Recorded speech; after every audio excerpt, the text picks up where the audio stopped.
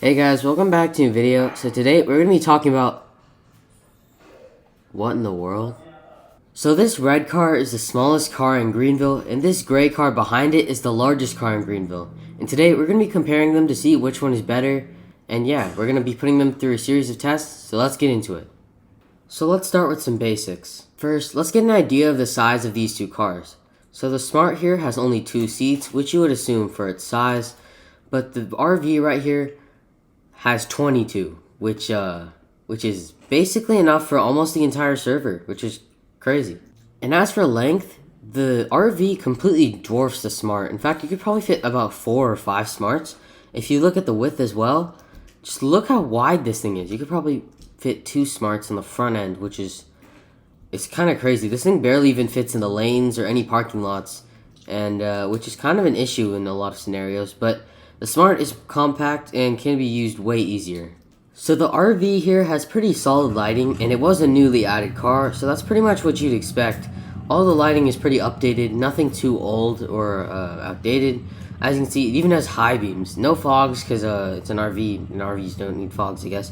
And there's no spot for them anyways. And it has lighting all over the side since it's just so large, and it's probably for regulations. And going over to the rear, yep, lighting is pretty standard. You got the third brake light right there. But yeah, pretty decent lighting on this car. And next up, we have the Smart, which again also has pretty good lighting considering that it was updated recently, and it's a pretty new car anyways. As you can see, it has lights, even high beams, and fogs as well, which the RV lacks. Anyways, we move over to the back, and as you can see, lighting is pretty standard. It even has a fog light on the rear, which is kind of a cool feature. And one reverse light, which is interesting. So now we're gonna race the two to see which one is faster, and I think it's pretty obvious which one's gonna win. Probably this one, but that does have a lot of horsepower. Oh, great launch there. Yeah, I think we're cruising here. This is still quite slow, but I think we got it. Hold on. Yeah, we're slowly peeling away. Yeah, we won this. Yep, first place. Alright, so the Smart drives pretty averagely. It's very small, so it definitely has a lot of turning. Like, it has a good turning radius. And it's not slow necessarily, it's just your average speed. Then we have the RV, and because of its size, it feels very, very slow. I feel like that's kind of an illusion, because it's not terrible, but it is still very slow, anyway. But yeah, it's huge, it's very hard to maneuver, and it has a ton of body roll. Just look at that, it's flexing, it's crazy. Like, it's really, I don't know what the word is, but yeah, it barely clears signs, and it's huge. Its size and weight really comes into play. It's very hard to drive. So yeah, this is pretty terrible when it comes to driving. I mean, look at that. It barely fits in the lanes. But let's say you want to fill up at the gas station. Okay, that thing understeers so badly. You might encounter a bit of a problem here. Basically, this thing barely clears the top. And if you turn, the body roll can actually hit the top. So yeah, this thing you have to be very careful when driving into the gas station. So now we'll look at design, which is basically like polar opposites. So you basically have this giant box on wheels here, and then you have like an egg. So I don't exactly know how to compare these two, but I'd say this one looks more capable, and I think this one's pretty decent looking. Lighting's not bad. Has a hitch, which is cool for capability for towing. Overall, not a bad design.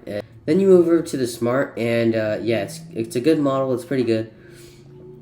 It looks like an egg, but that's debatable. That's your own opinion. We got the mini tots trim because why not? But yeah, pretty decent design. Overall, I'd say I might prefer the RV, but that's just personal preference. They're both good looking. This is slightly questionable though. I'm not sure how I feel about like grill in the middle. The lights look weird. I'm not sure, but I personally prefer the RV. And now, just because it's funny, we're gonna see how these things do off-road, which should be interesting. Alright, so we're here at the campsite, where basically the only place you can off-road. So let's go on the first section, which is pretty easy, and I think any car in Greenville should be able to do this. So the RV is gonna go first and we'll follow. And yeah, this is like pretty light work. If someone can't make it up here, that's kind of sad.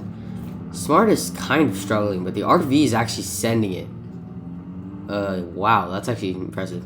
We're struggling on some of the steeper parts, but we're managing, and yeah, we're up.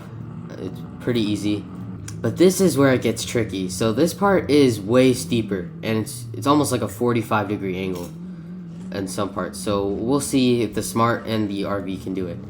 RV seems to be managing pretty well. Wow, the RV is actually doing good. Let's see if the Smart can do it. No way. Oh, come on. Come on. Come on. Come on, man. That 30,000 pounder made it up. After a couple of tries, the Smart just couldn't do it. Alright, so these two cars are vastly different, and I guess it was kind of stupid to compare the biggest car to the smallest car, because those are like the two most different things that are possible with cars. But nonetheless, the big one, I would say, if you're trying to drive on a regular road, is probably the worst case, because it's very huge and pretty much impossible to maneuver anywhere. So yeah, if you're in a big area, this is probably the one for you. But if you want to be in a compact, tight space, definitely pick the Smart. But you do lose some power and some torque. This one does have more torque, though. Bruh.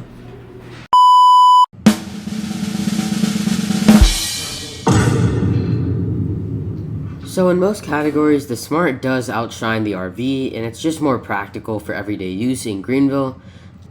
Well, isn't it obvious? It's way smaller, it's more compact, way easier to drive, and it's not a boat like this thing is. So yeah, Smart's the winner, guys. So yeah, guys, thank you guys so much for watching today's video. I hope you enjoyed, and yeah, I'll see you in the next one.